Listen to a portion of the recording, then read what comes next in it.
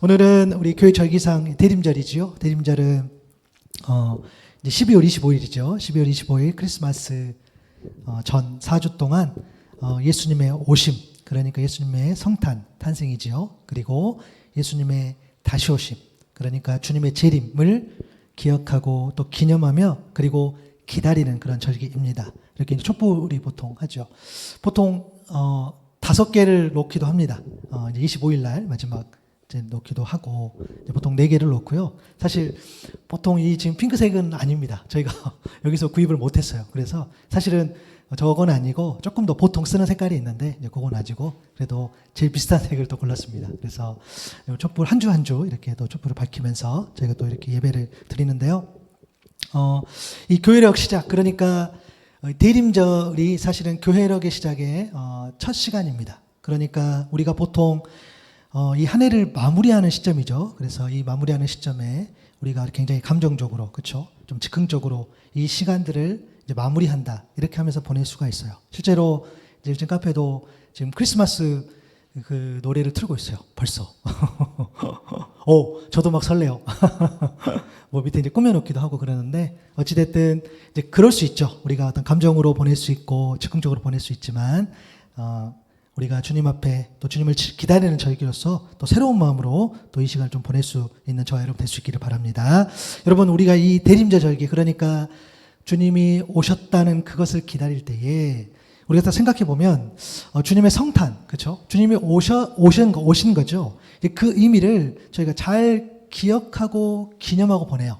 그런데 보니까 주님의 다시 오심, 그러니까 이제 마지막 때에 주님께서 오실 텐데 이제 그 부분을 우리가 사실은 이렇게 많이 생각하지 않는 것 같아요. 사실 주님의 오심은 그 의미가 담겨 있잖아요. 오셨고 또 다시 오시고. 그런데 우리가 오시는 것에 대해서는 늘 생각을 하지만 또 다시 오신 것에 대해서는 우리가 좀 놓칠 때가 있어요. 왜 그럴까 이렇게 생각해 보니까 일단은 너무 먼 이야기인 것 같아요. 그렇죠? 그건 저도 마찬가지예요. 네. 지금 당장은 나하고 상관없는 것 같아요. 주님이 오심, 그러니까 주님의 다시 오심에 대해서 우리가 고백도 하고 또 이렇게 우리가 믿음을 가지고 있지만 주님의 다시 오신 그 마지막 때에는 우리랑 너무 상관이 없으니까, 그렇죠? 굉장히 먼 이야기니까 우리가 좀 잊어버리고 살 때가 많습니다. 마태복음 24장 3절에 보면 제자들이 와서 묻는 거죠. 어느 때에 이런 일이 있겠사오며 또 주의 임하심과 세상 끝에는 무슨 징조가 있사오리까? 라고 묻는 거죠. 마태복음 24장, 25장에는 예수님의 어떤 그런 마지막 때에, 그때에 대해서 이렇게 좀 집중적으로 다루고 있는 그런 장인데, 이 일이 지금 나에게는 당장 일어나지 않나. 미래의 일이기 때문에 우리가 굉장히 관심 없는 것 같아요. 그렇죠? 좀 그런 것 같아요.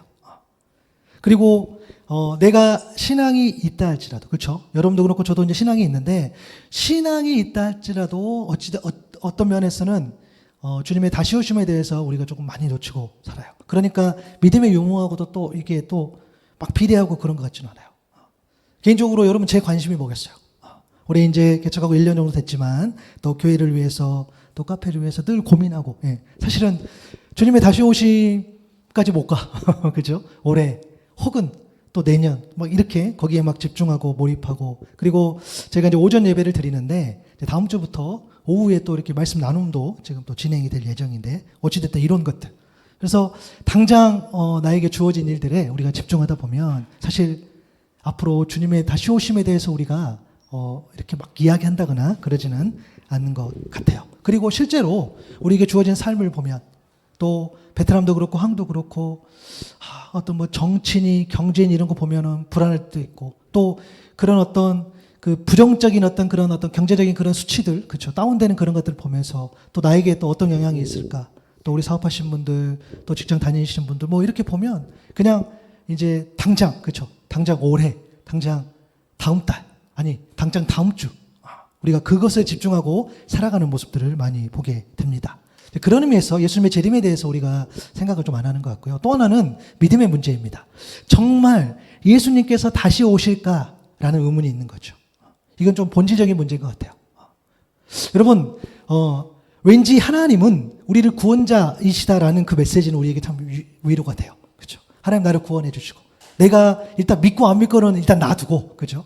그냥 누군가가 하나님께서 우리를 구원해 주시고 하나님께서 우리를 사랑해 주시고 하나님께서 우리와 함께 해 주신다라는 그 이야기는 우리에게 위로가 돼요. 그런데 그 하나님께서 심판도 하시고 그 하나님께서 영원한 어떤 형벌에 처하기도 하신다라는 그 메시지는 우리가 굉장히 불편한 거죠. 하나님께서 우리를 구원하실 수 있어. 그러나 심판하실 수 있다는 그런 내용에 대해서 하나님이 구원도 하시고 심판도 하신다. 이 내용을 믿거나 아니면 이것을 온전히 믿지 못할지라도 거기에 대해서 인식하고 살아가는 사람들은 절대로 하나님 없이 살아가는 그런 사람들처럼 방탕하게 살아갈 수가 없어요. 왜냐? 그래서 여러분 신앙생활에 가장 중요한 게 뭐냐면 어느 정도의 경계선을 이렇게 그죠? 이렇게 가이드라인 그죠? 내가 더 무너지지 않을 수 있도록 그게 약간 우리의 믿음인 거죠. 내가 여전히 죄인이지만 여전히 연약하지만 내가 하나님 앞에 부족하지만 그래도 내가 겨자씨만한 아주 작은 믿음이 있다고 한다면 그 믿음이 진실됐다고 한다면 정말 더 무너지지 않는 그런 어떤 영적인 그런 라인들이 있는 거죠. 그래서 우리 신자들 중에 저 여러분 포함이죠. 양다리 인생이 그렇게 많아요. 그렇죠? 하나님께 한 발, 또 세상에 한 발. 그러면서 마치 이런 거죠. 영적인 줄다리기를 하는 거야. 때로는 세상에 이기기도 하고 때로는 믿음이 이기기도 하고 그렇게 이제 살아가는 거죠. 그렇기 때문에 하나님이 마지막 때에 뭐 어떻게 하신다. 그리고 마지막 때에 예수님께서 뭐 다시 오신다.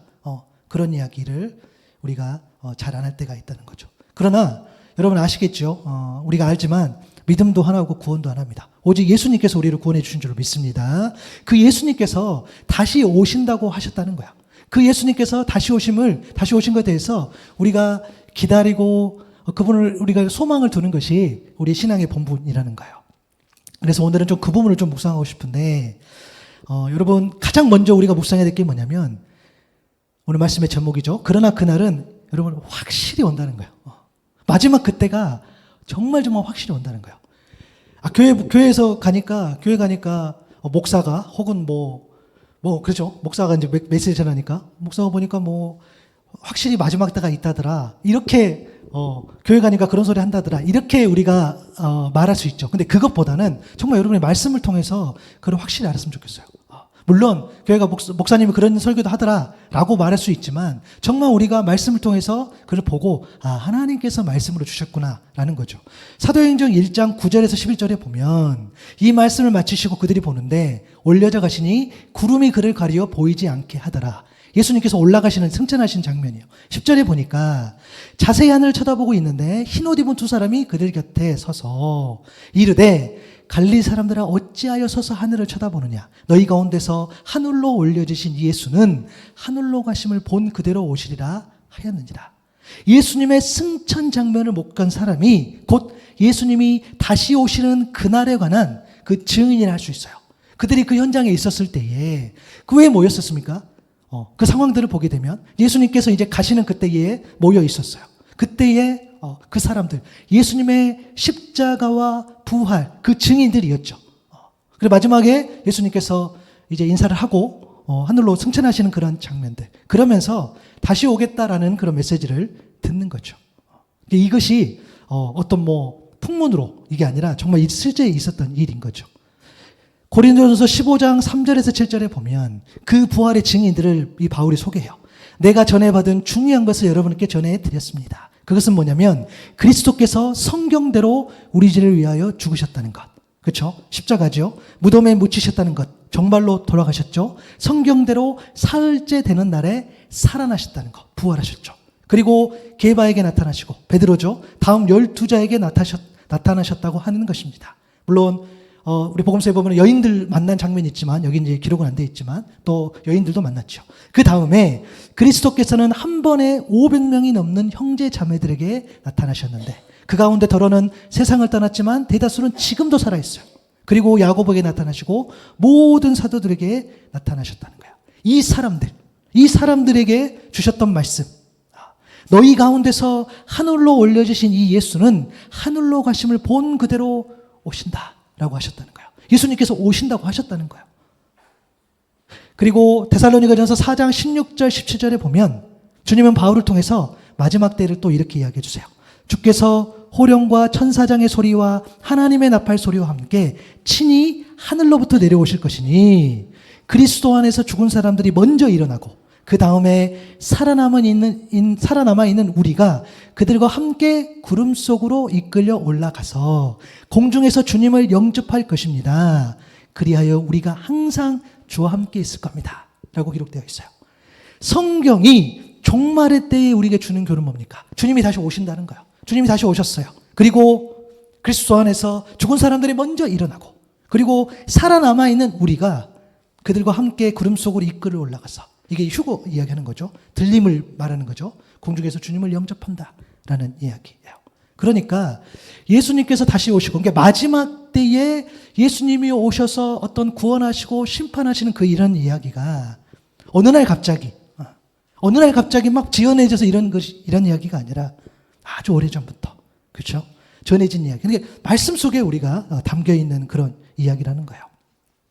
여러분 우리가 마지막 때를 묵상할 때에 우리가 두 가지를 잊지 않아야 돼요. 하나는 이 개인의 어떤 종말. 사람이 이제 죽는 거죠. 육신의 죽음이 있습니다. 그렇죠? 히브리서 9장 27절의 말씀처럼 한 번 죽는 것은 사람에게 정해진 것이고 그 후에는 심판이 있다 그랬어요. 히브리서 9장 27절에 보면 개인의 어떤 그 죽음이 있는 거죠.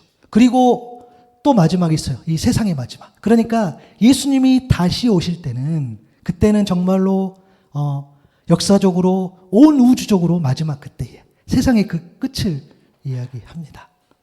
그날이 있다는 거죠. 마지막 때 일어나는 일, 여러분 우리가 잘 아는 그 어떤 이미지가 있죠. 마태복음 25장 31절부터 33절에 보면 인자가 자기 영광으로 모든 천사와 함께 올 때에 자기 영광의 보좌에 앉으리니 모든 민족을 그 앞에 모으고 각각 구분하기를 목자가 양과 염소를 구분하는 것 같이 하여 양은 그 오른편에 염소는 왼편에 두리라 라고 되어 있어요. 오른편, 그쵸? 양. 여러분 뭐라고 이야기하지 아십니까? 내 아버지께 복받을 자들이여 라고 성경에 기록되어 있어요. 그 오른편에 있는 그 무리. 그리고 창세로부터 너희를 위하여 예비된 나라를 상속받으라 라고 되어 있어요. 그리고 왼편에 있는 염소무리. 저주를 받을 자들아 라고 성경에 기록되어 있습니다. 예비된 영원한 불에 들어가라 라고 되어 있어요. 그러니까 마지막 그때에 저 여러분은 어느 한쪽에 서 있는 거죠. 여러분 오늘 이 말씀을 드리는 이유가 그 부분에 대해서 막 불편하게 그럼 어떻게 되지? 어떻게 되지? 정말 그럴까? 라는 것보다는 그냥 그것을 있는 그대로 우리에게 받아들이는 게 너무 중요한 것 같아요. 왜요? 그게 말씀이니까. 우리가 하나님의 말씀을 받는 자들로서 그 내용에 대해서는 우리가 충분히 이렇게 받아들일 수 있으면 참 좋겠어요. 그 말씀에 대해서. 왜냐? 그날은 확실히 오기 때문에. 왜? 말씀이 약속이기 때문이에요. 이사야 40장 8절에 보니까 푸른 마르고 꽃은 시드나 우리 하나님의 말씀은 영원히 선다 그랬어요. 하나님께서 우리 주님께서 말씀을 통해서 마지막 그때에 내가 올 때에 내가 어떤 일을 할 거야. 내가 너를 누군가는 구원하고 누군가는 심판할 거야. 라는 그 이야기. 그렇죠? 그래서 여러분 우리가 이 메시지를 놓고 굉장히 타협할 때가 있어요. 이런 메시지를 요즘에 누가 들을까? 이런 메시지를 요즘 누가 관심을 가질까? 그런 이야기를 안 하는 거죠. 그런 불편한 이야기를 그냥 안 하고 그냥 안 듣고 그냥 흘려버리는 거죠. 나하고 상관없는 것처럼. 그죠? 여러분 하나님 말씀 앞에 우리가 고민해야 될 게 뭐냐면 그래요. 불편할 수 있는 말씀, 조금 어려울 수 있는 말씀, 좀 받기가 당장 힘든 그런 말씀이 있다면 그래서 어떻게 잘 전할 수 있을지를 우리가 고민하는 거지. 이 말씀 자체에 놓고 보고 우리가 타협하면 안 되는 거야. 우리 그리스도인들이 그런 자세가 필요한다는 거야. 말씀을 잘 전할 때에 지혜롭게 잘 전하기 위해서 그것에 대한 고민을 우리가 있어야 되는 거지. 이 메시지에 대해서 이 하나님 말씀 그대로 있는 그 메시지에 대해서 하나님께서 말씀을 통해 전해주시고자 하는 그 의도, 하나님의 뜻에 대해서 우리가 훼손해서 그렇죠? 그렇게 접근하면 안 된다는 거예요. 그래서 분명히 여러분 말씀드려요. 내가 불편하고 내가 잘 모르겠고 그럼에도 말씀을 드려요. 마지막 그때가 있다는 거예요. 그러니까 주님의 다시 오심 그 날이 반드시 온다는 거예요. 이것을 믿음으로 받을 수 있기를 바랍니다. 이건 변하지 않아요. 하나님의 말씀인 거죠. 그런데 그 날이 언제인지 아무도 모른다는 게 또 성경의 이야기예요. 오늘 보면 36절에 보니까 그러나 그날과 그때는 아무도 모르나니 하늘의 천사들도 아들도 모르고 오직 아버지만 아신다라고 되어 있어요. 일단 저야 여러분은 모릅니다. 그렇죠? 마지막 그때 언제인지 몰라요. 세상 사람들도 모르는 거죠. 그죠? 여러분 중에 알고 있으면은 이제 훌륭한 사람 되는 거죠. 거짓 선지자가 되는 거죠. 그렇죠? 근데 여러분 놀라지 마세요. 내가 마지막 때를 안다. 마지막 때에 이렇게 해야 된다.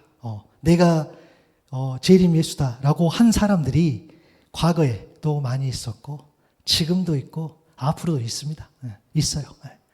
제가 어떤 자료를 보니까 999년에 유럽에도 있었고요. 1844년에 미국에도 있었고요. 1874년, 1914년에도 있었어요. 그리고 1992년에 10월 달에는 우리나라도 있었어요. 시한부 종말로. 그렇죠? 우리가 이때에 들림을 받을 것이다. 막 하면서. 그죠? 여러분, 근데 이것 또한 여러분 놀라지 마세요. 마태복음 24장의 말씀의 기록처럼 다 예수님 다 말씀해 주신 거예요. 거짓 그리스도들과 거짓 선지자들이 다 일어나서 어떤 그런 어떤 말도 안 되는 이야기. 그때는 지금 성경에도 오직 아버지만 아신다겠지만 막 사람들이 안다. 그런 이야기. 그런 이야기를 해서 믿는 너희들을 미혹할 것이다. 성경에 나와 있어요. 다 나와 있어요. 그냥 우리가 모를 뿐이죠. 그런 사람들이 계속 나와요. 아무도 모르는데. 그죠? 그리고 하나님께 순종하고 경배하며 하나님을 섬기는 천사들도 그날을 모른다 그랬어요. 천사들 정도 되면 어찌 보면은 하나님의 어떤 측근이죠. 그죠? 그렇게 볼 수 있죠. 섬기고 봉사하니까. 근데 그들도 모른다고 되어 있어요.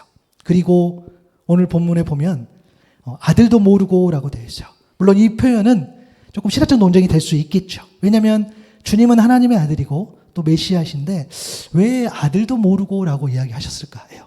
요한복음 10장 30절에 보니까 나와 아버지는 하나라 그랬어요. 요한복음 14장 11절에도 보니까 내가 아버지 안에 거하고 아버지께서 내 안에 계심을 믿으라라고 이야기했어요. 그래서 못 믿었거든. 행하는 그 일로 말미암아 나를 믿으라겠어요. 하나님의 일하심, 하나님의 역사하심을 예수님께서 보여주셨다는 거예요. 내가 아버지 안에 거하고 아버지 안에 우리가 서로 거하는데 그것을 못 믿겠다면 나를 통해서 하나님의 일하심을 봐라. 그것을 통해서 믿어라 라고 이야기를 하는 거예요. 사실 이 정도의 관계면 아들도 모르고라는 말이 있을 수 없어요. 예수님이 모를 수 없어요. 그렇죠?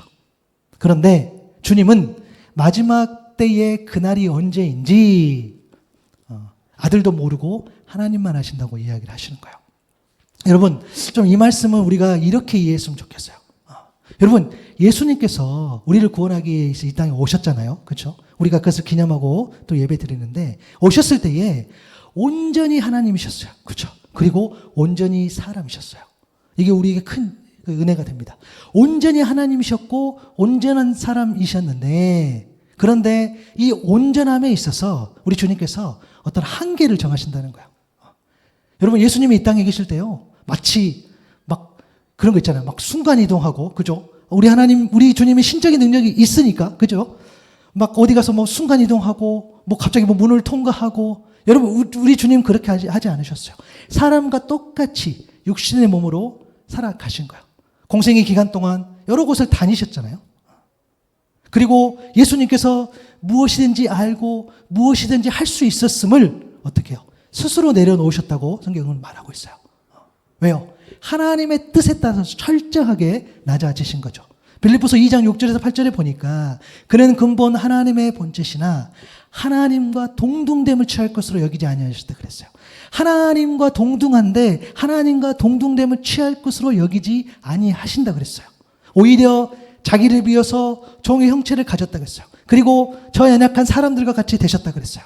그리고 사람의 모양으로 나타나서 자기를 낮추시고 죽기까지 복종하셨다 그랬어요. 이것을 우리가 주님의 겸손, 주님의 낮아짐이라고 이야기하는 거죠. 히브리서 5장 8절에도 보니까 그가 아들이시면서도 받으신 고난으로 순종을 배웠다 그랬어요. 여러분, 하나님의 아들이 뭐가 부족해서, 그렇죠? 고난받고 거기서 또 순종을 배웠습니까? 왜요? 그것을 통해서 자기에게 순종하는 모든 자에게 영원한 구원의 근원이 되셨다는 거예요. 왜 이렇게까지 하셨냐? 철저하게 하나님의 때에 대해서 하나님의 뜻을 강조하기 위해서. 그러니까 마지막 그때의 때를 오직 아버지만 아시는 그 하나님의 뜻에 대해서 순종하시기 위해서 아들도 모른다고 이야기를 한 거예요. 예수님께서 철저하게 낮아지시면서 그 하나님의 뜻, 하나님의 때를 이야기한 거예요. 자, 여기까지 잘 오셨어요. 그러면 그 마지막 때 예수님 뭐라고 이야기하십니까? 근데 그 마지막 날이 마치 노아의 때와 같다고 이야기해요. 성경에서. 노아의 때. 여러분, 우리가 잘 아는 이야기죠. 어느 날 세상이 포악함으로 가득함을, 이것을 하나님께서 보시고 노아에게 방주를 지으라고 명하셨어요. 홍수로 심판하신다고 했어요. 여러분, 개역개정에 포악함이라고 되어 있는데요. 우리 그 표준세번역법 보면은 썩었다는 말을 표현했어요. 세상이 썩었어. 하나님 보시기에 세상이 썩어가지고 그것을 이제 심판하신다라고 이야기하는 거죠. 당시 상황을 생각해 보면 한 노인이 있죠. 높은 산에 올라가서 이상한 것을 지어, 그죠? 그런 소문이 있었겠죠. 큰 방주, 큰 배를 짓는 거예요. 그래서 그 어떤 일을 하다가 또 내려와서 사람들에게 이상한 소리를 하고 또 다시 올라가, 그죠? 이야기하는 거죠. 한 번이 아니라 여러 번. 틈만 나면 이 방주를 짓는 이유, 그리고 방주를 지어서 들어가는 이유, 그리고 앞으로 어떤 일이 일어난 이야기, 그런 이야기를 하는 거죠. 올라가서 짓고 또 내려와서 이야기하고 뭐 이렇게 되는 거죠. 여러분, 이 방주를 만드는 제작 기간 보통 짧게는 약 100년 미만 혹은 한 120년까지 추정을 해요. 물론 저는 100년 미만인 것 같은데 어찌됐든 이 기간 동안 짧은 시간이 아니에요. 그래서 반복적으로 무슨 일을 하면서 하는 거죠. 노아의 말을 들어보니까 이 세상 다 잠긴다는 큰 홍수가 일어났대. 그래서 살아남기 위해서 배를 짓는다는 거예요. 그것을 타야지 살아남는다는 거예요. 이 이야기를 누가 듣겠어요? 그렇죠? 이제 그런 느낌이에요, 지금. 이게 마지막 때 이야기를 할 때 이 노아의 때와 똑같다는 거예요. 오늘 보면 38절, 39절에 보니까 홍수 전에 노아가 방주에 들어가던 날까지 사람들이 먹고 마시고 장가들고 시집가고 있으면서 홍수가 나서 그들을 다 멸하기까지 깨닫지 못하였으니 인자의 임함도 이와 같으니라 라고 되어 있다는 거예요. 사람들 대다수는 자신의 일상에 몰두한 거죠. 그래서 안타깝게도 홍수가 와서 세상이 심판하는 그때까지도 아무것도 깨닫지 못했다는 거예요. 아마도 죽는 순간까지 왜 이런 일이 일어났는지에 대해서 몰랐을 겁니다. 그런데 여러분, 예수님의 다시 오심이 이와 같다는 거예요. 예수님이 다시 오실 때에 사람들이 그것을 깨닫지 못한다라는 이야기를 좀 성경에 하고 있는 거예요. 그리고 예수님은 하나 이야기하신 게 뭐냐면 분명한 그 구분이 존재한다는 거예요. 오늘 본문 40절 41절에 보니까 그때에 두 사람이 밭에 있음에 한 사람은 데려가고 한 사람은 버려둠을 당할 것이요. 두 여자가 맷돌질을 하고 있음에 한 사람은 데려가고 한 사람은 버려둠을 당할 것이니라 라고 되어 있어요. 데려감 혹은 버려둠이라는 이 분명한 구분이 존재하는데 구원을 위한 데려감인지 혹은 구원을 위한 버려둠인지에 대해서는 이게 조금 이런저런 해석이 있을 수 있으나 일단 이 두 사람이 있는 이 상황, 그렇죠? 그리고 두 여자가 이 맷돌질하는 그 상황, 사실은 조금 다르긴 하나 사실은 뭐 별반 차이 없어요. 어떤 상황이 존재해요. 어떤 상황이 중요한 게 아니라 언제인지 때는 알 수 없으나 누군가는 구원하시고 누군가는 심판하시는 그 구분이 확실하게 존재한다는 거예요. 자, 그러면 질문할 수 있겠죠. 먹고 마시고 장가들고 시집가는 그 일상을 살아가는 것이 잘못된 겁니까? 라고 질문할 수 있겠죠. 맞잖아요. 노아의 때에 자기 그냥 일상 원래대로 살아갔어요.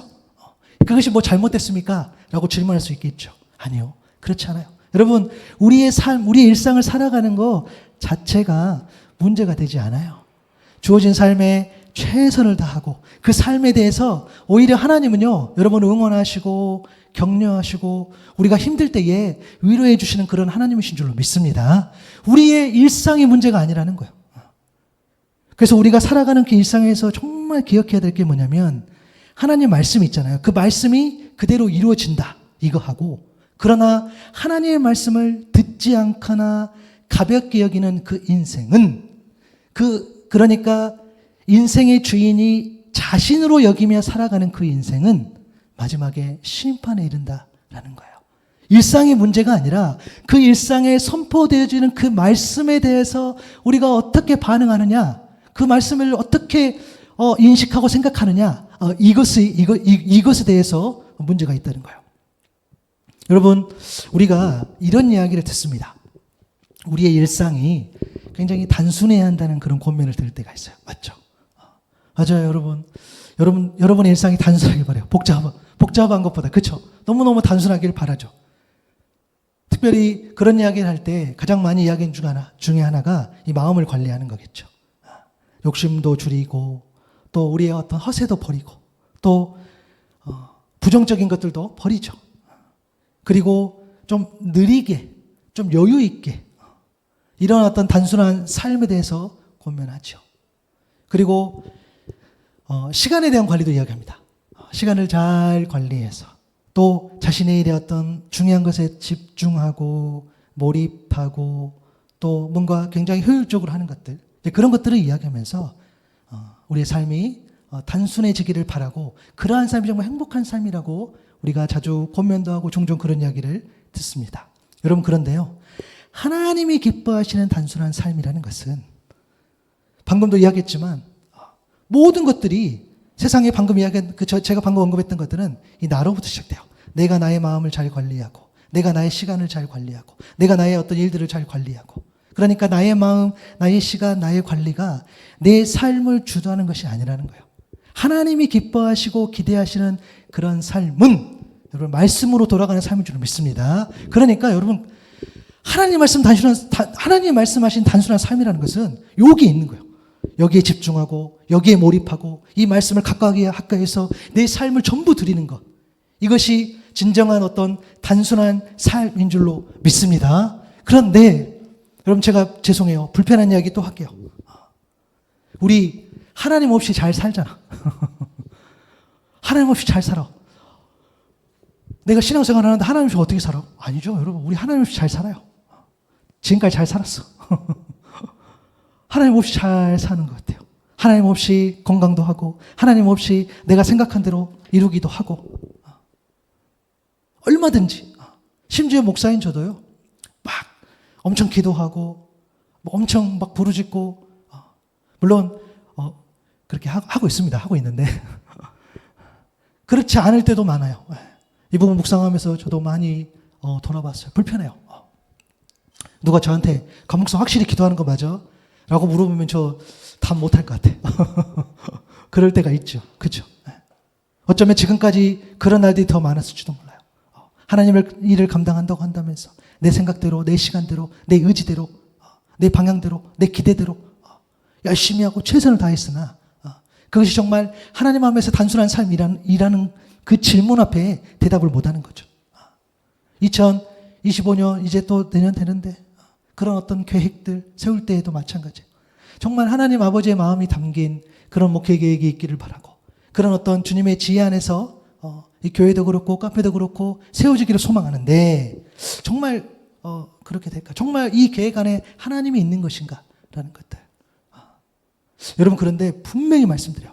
하나님 없이, 또한 그분의 말씀 없이 일상을 살아간다고 한다면 그 일상이 아무리 진지하고 아무리 열심히 있고 나름의 의미가 있다고 할지라도 그것은 결국 하나님 앞에 죄라는 거예요. 여러분, 죄에 대해서 누군가는 이렇게 말합니다. 죄는 인식의 부족함을 낳는다. 여러분, 인식한다는 것은요, 사물을 분별하고 판단해야 하는 거예요. 그런데 우리의 일상이 내 것으로 채워진다고 한다면 어떻게 됩니까? 하나님 보시기에 옳고 합당한 그런 분별과 판단이 더 이상 일어나지 않는다는 거예요. 하나님 없이 살아가는 여러분들의, 혹시 여러분 가운데 여러분의 배우자가 있다면, 또 여러분의 자녀가 있다면, 하나님을 살아가는 어떤 친척들이 있고 친구가 있고 직장 동료가 있고 지인들이 있다면 한번 잘 생각해 보세요. 하나같이 사람의 생각으로 분별하고 판단했을 때는 옳지 않는 것이 하나도 없어요. 하나님 안 믿고 하나님을 잘 모르는 그들이 말하는 것은 다 맞아요. 다 듣고 있으면 다 옳다니까요. 그들의 말이 더 합리적일 때가 있고, 그들의 말이 더 효율적일 때가 있고, 그들의 말이 더 효과적일 때가 있고, 그들의 말이 더 정의로울 때가 있어요. 그렇게 느껴요. 훨씬 많아요. 왜요? 사람의 것은요, 인식의 부족함을 낳게 그래요. 더 이상 제가 아닌 거예요. 그 사람 하나님 없이 뭔가를 이야기하고 뭔가를 계획하고 뭔가를 관리하고 이렇게 했을 때는 여러분 그게 다 맞아요. 왜요? 다 맞죠. 사람의 것이니까 다 맞아요. 하나님의 것이 근데 그것이 하나님의 것으로 여겼을 때는 아니라는 거. 여러분 왜 사람의 것이 다 맞게끔 그게 보이고 들리겠어요? 하나님의 안 들리고 하나님의 안 보이는 거예요. 점점 멀어지는 거예요. 그렇죠? 여러분 제일 무서운 심판이 그거잖아요. 우리 더 이상 죄를 인식하지 못하고 우리가 더 하나님 앞에 부서져야 되는데 우리가 더 하나님 앞에 깨끗함으로 나아가야 되는데 이제 내 몸에 묻어있는 그런 어떤 허물들, 죄악들이 보이지 않는다는 거예요. 그냥 그래서 이제 하나님 없이 그냥 그렇게 살아가는 거죠. 아무리 하나님의 말씀이라고 해서 앞으로 홍수가 오고 심판이 오고 어떤 그 어려움이 온다 할지라도 그 이야기가 안 들리는 거예요. 왜요? 효율적이지 않고 효과적이지도 않고 지금 맞지도 않고 지금 이 시대 가운데 보이지도 않고 그 내용이 그런 것이 아니라 그 하나님 없이 살아가는 그 사람의 눈과 귀가 멀어진 거죠. 그것을 이야기하는 거예요. 그래서 노아의 때처럼 마지막 때에 홍수가 다 멸하기까지 그들이 깨닫지 못하게 되는 것처럼 그렇게 된다는 거예요. 그렇기 때문에 마지막 그날 그때는 누구라도 오직 우리 인생의 주인 되신 하나님만 아시기 때문에 주님이 이렇게 말씀하신 거예요. 오늘 보면 42절 44절이죠. 그러므로 깨어있으라 그랬어요. 어느 날에 너희 주가 임할런지 너희가 알지 못한다 그랬어요.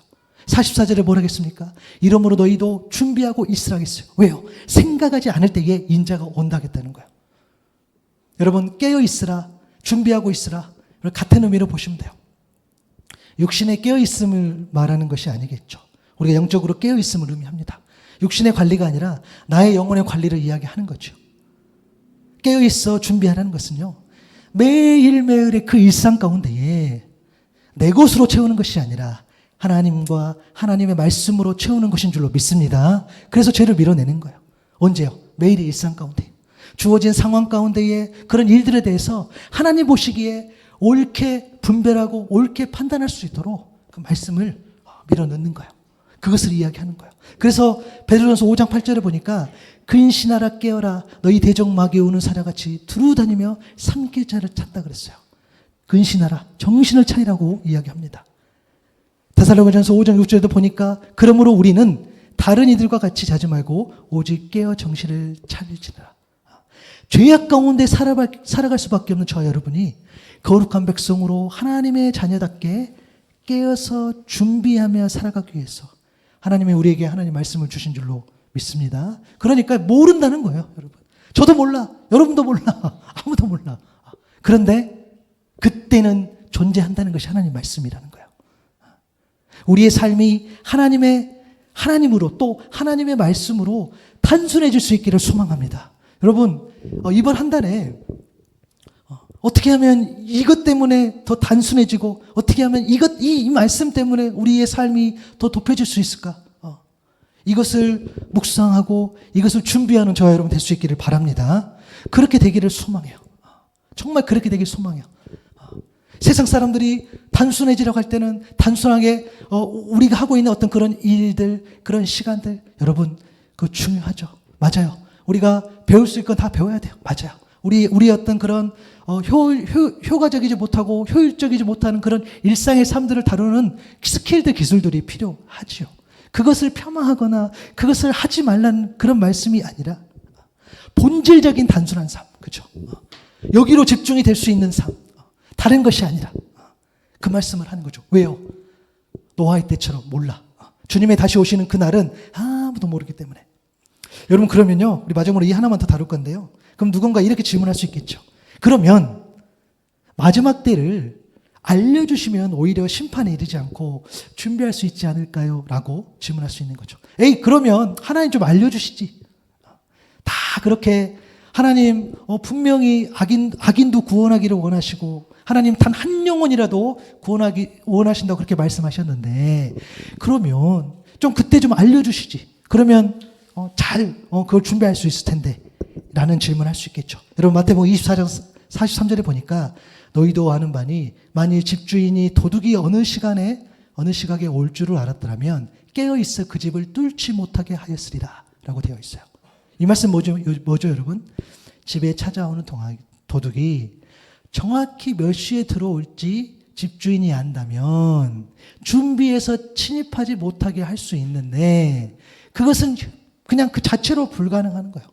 도둑이 몇 시에 오는지 어떻게 알아요? 그렇기 때문에 어떻게 합니까? 주인은 항상 그 도둑이 침입하는 것을 막기 위해서 항상 깨어 있는 거죠. 그것을 의미하는 거예요. 마지막 주님의 다시 오심은 오직 하나님만 아시기에 이런 말씀을 주신 건데 왜 그렇게 하셨을까? 왜 그때를 하나님만 아시는 걸까? 저와 여러분 때문입니다. 여러분 만약 도둑이 언제 오는지 안다면 여러분 무슨 준비를 하겠어요? 무슨 경계를 하겠어요? 도둑이 언제 오는지를 아는데 그냥 그때만 아주 잠시 잠깐 경계하면 될 일이에요. 그렇잖아요. 뭐 너무 쉽죠. 맨날 며칠에 도둑이 온다. 그럼 그때 막으면 되잖아요. 마찬가지예요. 사람들이 마지막 때에 주님이 오시는 그날을 안다면 오히려 그때가 가까워지기 전까지 방탕하게 생활할 수 있지 않을까요? 저도 그런 생각을 해봐요. 혹시 주님이 언제 한 3년 후에 오신다 그러면 벌써 막 스케줄이 딱 나와. 다음 주에 오시면 스케줄 딱 나오고 그렇죠? 만약에 정말 한 서너 달 후에 주님 오신다 그러면 우리 청년들 중에 결혼하는 청년들은 또 빨리 결혼할 수도 있겠죠. 주님 오시기 전에 예를 들어서 여러분 그렇게 되지 않을까요? 그리고 정말 방탕하게 그러니까 그날 알기 때문에 그 삶이 진지하게 살 필요성을 느낄까요? 왜요? 날짜 나와 있으니까. 주님을 안 믿다가 그러면 마지막 그때 가서 믿어야 되겠다. 그때 가야 되겠다 하는 자들도 생겨나지 않겠습니까? 그런 인생들이 만약에 이 땅 가운데 가득한다면 그렇죠? 여러분 이 세상은 정말 엉망진창으로 될 거예요. 여러분 그래서 시한부 종말론이 위험한 거 아닙니까? 몇월 며칠에 우리가 들림을 받는다는 거예요. 그러면 그때까지 우리의 일상은 무너지는 거죠. 그때까지 무슨 일상이 필요해요? 그때까지 무슨 재정이 필요해요? 그때까지 무슨 사랑이 필요해요? 그냥 거기에 목매는 거죠. 그냥 마음대로 살아가겠죠. 그거랑 똑같다는 거예요. 그래서 그때를 오직 하나님만 아신다고 말씀하셨고 우리 주님도 그때에 대해서 어떻게 해요? 하나님 앞에 순종하면서 아들도 그때를 모른다 라고 이야기하신 거죠. 여러분 저와 여러분 때문에 마지막 그때를 알려주시지 않았으니 우리는 주의 말씀을 의지해서 늘 깨어서 정신을 차리고 준비함으로 온전한 구원을 이루는 저와 여러분 될 수 있기를 바랍니다. 여러분 부탁드려요.